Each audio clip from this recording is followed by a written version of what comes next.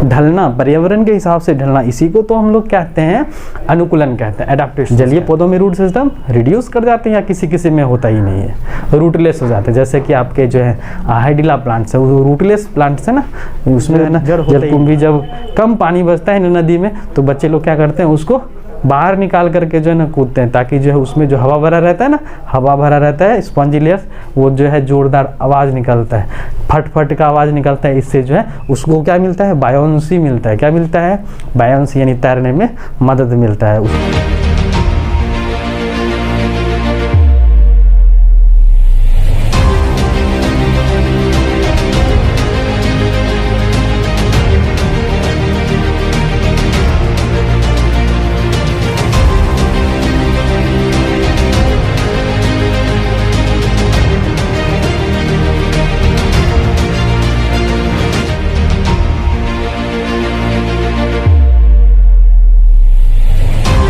पौधों में जो है ना दो प्रकार की पद्धति होती है, सिस्टम्स होते हैं। पहला जो है वो है रूट सिस्टम, जो ज़मीन के अंदर होता है, और दूसरा जो है तना तंत्र, जिसको हम लोग धर तंत्र भी कहते हैं, शूट सिस्टम, वह ज़मीन के बाहर होता है। लेकिन नॉर्मली ऐसा होता है, अगर ऐसा नहीं है कि जितने भी सारे जो है रूट सिस्टम है वो सारे के सारे ज़मीन के अंदर है, ऐसा बिल्कुल भी नहीं है। और जितने भी सारे शूट सिस्टम है वो ज़मीन के बाहर है। अगर एग्जाम्पल्स के तौर पर देखा जाए तो आपके जो है प्रॉप रूट हैं, स्टिल्ट रूट हैं, वो सारे के सारे ज़मीन के बाहर होते हैं, है ना। लेकिन जो आपके जो हैं जैसे कि स्टेम है, आपके जो है आलू है, ट्यूबर मॉडिफिकेशंस, वो आपके क्या हैं, वो अंदर है ना। तो इस तरह से ऐसा बिल्कुल भी नहीं है कि सारे के सारे जो है रूट सिस्टम वो ज़मीन के अंदर होते हैं और सारे के सारे जो शूट सिस्टम वो ज़मीन से बाहर होते हैं। तो एक ऐसा सिस्टम जो ज़मीन के अंदर होता है उसको हम लोग क्या कहते हैं, जड़ तंत्र कहते हैं। और दूसरा जो है आपके धर तंत्र, जो क्या है, वायवीय हिस्से हैं पौधे के, कैसे हैं, एरियल पार्ट्स हैं, इसी पर लगे होते हैं आपके पत्तियां। और ये पत्तियां जो है मुख्य रूप से क्या करती हैं, भोजन बनाने का काम करती हैं। और आपने देखा होगा कि पौधों में जो पत्तियां होती हैं ना, वो अरेंज्ड होती हैं, वो सजी होती हैं एक विशेष मैनर में।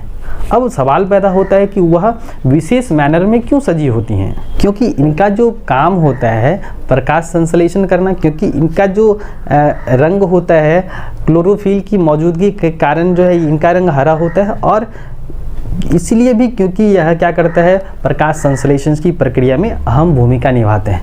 यानी कि आप इसको कह सकते हैं फैक्ट्री जो है भोजन बनाने की फैक्ट्री। और इसीलिए कि अरेंजमेंट्स किस पर, तने एवं शाखाओं पर, क्योंकि अगर इस पर क्या होगा, लाइट प्रकाश नहीं पड़ेंगे तो क्या होगा, भोजन का जो बनाने का जो प्रोसेस है वो बाधित हो सकता है, वह जो है ना इफेक्टिव हो सकता है। तो इसीलिए पौधों पर यानी कि तने एवं शाखाओं पर जो है पत्तियों का अरेंजमेंट, हम लोग ऐसे भी कह सकते हैं कि the arrangements of leaf on the nodal system और with the branches, that is called क्या चीज़, फाइलोटैक्सी। यानी कि पर्ण विन्यास हम लोग किसको कहते हैं, कि पौधे के जो है तने एवं शाखाओं पर जो है ना पत्तियां का जो विन्यास होता है, अरेंजमेंट्स होता है, उसे हम लोग क्या कहते हैं, पर्ण विन्यास कहते हैं। और इसीलिए क्योंकि इस पर जो है ना समान रूप से क्या कर सके, प्रकाश पड़ सके, जिससे जो है ना भोजन बनाने का जो दर है, जो प्रक्रिया है, वो बाधित ना हो, किसी तरह से प्रभावित ना हो। अगर अरेंजमेंट्स देखा जाए तो अरेंजमेंट्स में आपके जो है अल्टरनेट हैं, अपोजिट हैं और वोडल फाइलोटैक्सी हैं, है ना। अगर पत्ती का स्ट्रक्चर देखा जाए तो मुख्य रूप से जो है पत्तियां जो है ना वो अपने अक्ष से लगी होती हैं, और यहाँ पर से जो है ना क्या होता है, एक डंठल नुमा संरचना का विकास होता है। एक डंठल नुमा संरचना, इसी डंठल नुमा संरचना को हम लोग क्या कहते हैं, यानी कि पत्तियां जो हैं वो क्या होती हैं, एक स्टॉक लाइक स्ट्रक्चर्स पर लगी होती हैं, जिसे हम लोग क्या कहते हैं, पर्णवृंत कहते हैं। क्या कहते हैं, पर्णवृंत कहते हैं। और अगर अंग्रेजी में देखें तो इसको हम लोग पेटियोल कहते हैं। क्या कहते हैं, पेटियोल।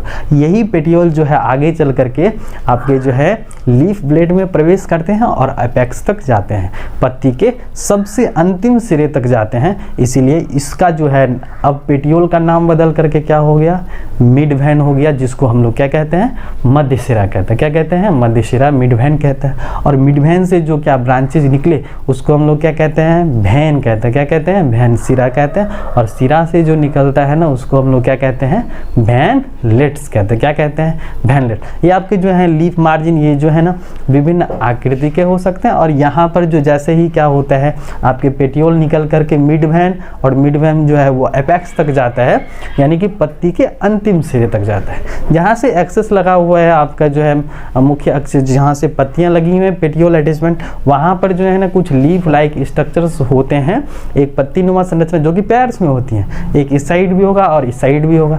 तो उस संरचना को हम लोग क्या कहते हैं, अनुपर्ण कहते हैं। इसको अंग्रेजी में स्टिप्यूल कहते हैं। क्या कहते हैं, स्टिप्यूल कहते हैं। और जिस पत्ती में, याद रखना है कि जिस पत्ती में जो है स्टिप्यूल होगा उसे हम लोग क्या कहेंगे, स्टिपुलेट लीफ कहेंगे। क्या कहेंगे, स्टिपुलेट लीफ कहेंगे।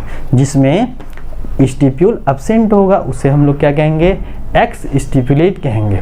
अगर जिस पत्ती में डंठल नहीं होगा, ये जो है ना डंठल, आप देख रहे हैं यहाँ पर डंठल अगर नहीं होगा तो उसको हम लोग क्या कहेंगे, सेसाइल लीफ कहेंगे। क्या कहेंगे, सेसाइल लीफ। और अगर जिसमें डंठल होगा उसे हम लोग क्या कहेंगे, पेटियोलेट लीफ कहेंगे। क्या कहेंगे, पेटियोलेट लीफ। तो जितना बड़ा जो है एरिया इंडेक्स होगा इनका, उतना जो है ना प्रकाश संश्लेषण का रेट होगा। और जैसा कि हम लोग जानते हैं कि पत्तियां जो है ना क्या करती हैं, ट्रांसपायरेशन का भी काम करती हैं, वाष्पोत्सर्जन का भी काम करती हैं। अगर वाष्पोत्सर्जन करे, अगर हम लोग के पास तो बहुत सारे प्लांट्स हैं, जैसे कि आपके जो है मरुस्थलीय पौधे हैं जिसको हम लोग डेजर्ट प्लांट्स कहते हैं, आपके टेरेस्ट्रियल प्लांट्स हैं, एक्वेटिक प्लांट्स हैं, तो अलग अलग हैबिटेट में जो है ना हम लोग के पौधे रहते हैं। और ये जो एक्चुअली में क्या है, ट्रांसपैरेशनल मैकेनिज्म भी है, जिसमें क्या होता है, स्टोमाटाज रहते हैं ना, स्टोमाटा जो क्या करते हैं, वाष्पोत्सर्जन की प्रक्रिया में अहम भूमिका निभाते हैं। तो होता क्या है कि डेजर्ट प्लांट्स में जो है ना पत्तियाँ क्या कर जाती हैं, रिड्यूस कर जाती हैं।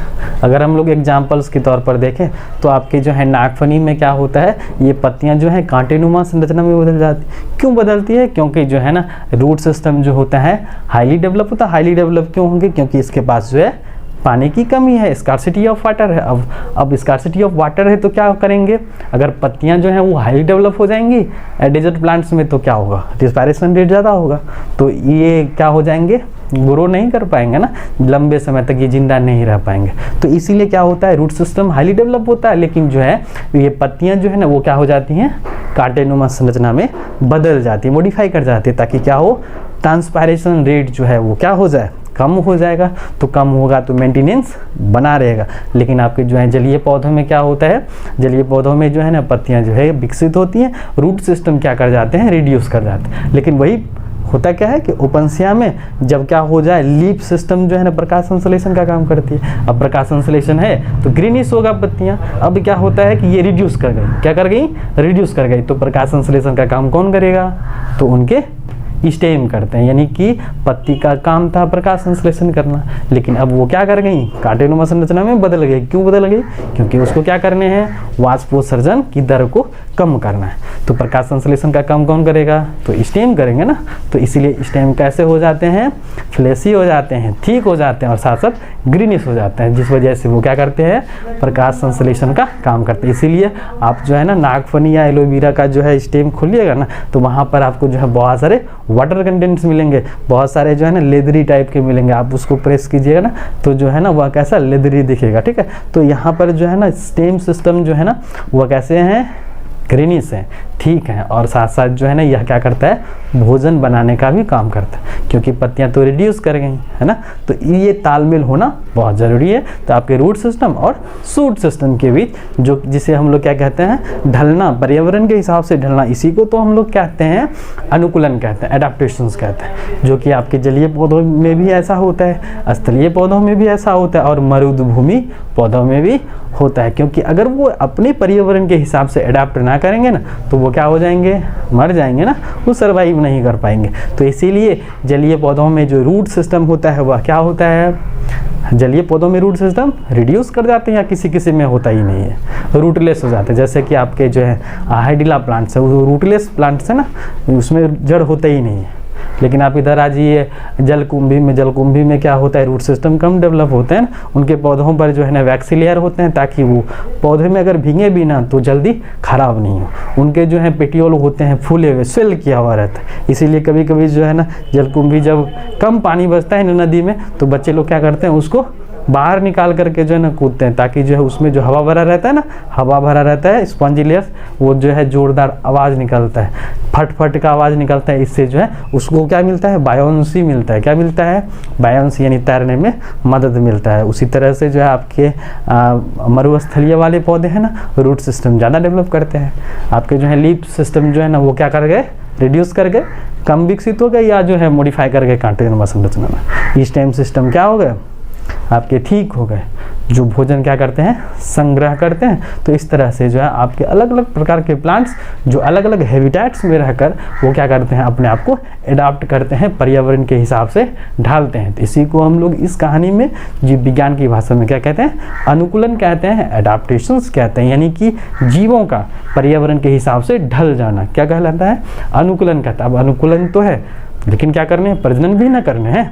तो यहाँ पर क्या होता है, हम लोग इसको परिभाषित कर सकते हैं ऐसे कि अनुकूलन जो है ना किसी भी जीवधारी का एक ऐसा गुण है जो पर्यावरण में जिंदा कर रहने के लिए क्या करता है, अनुकूलित करता है, एडाप्ट करता है, साथ साथ क्या करता है, प्रजनन के योग्य बनाता है। तो यही जो गुण है जीवों का पर्यावरण के हिसाब से ढल जाना है ना, मॉडिफाई कर जाना, इसी को हम लोग क्या कहते हैं, अनुकूलन कहते हैं। और यह अनुकूलन अकॉर्डिंग टू एनवायरनमेंट्स होता है, किसके हिसाब से होता है, पर्यावरण के हिसाब से होता है। ठीक है।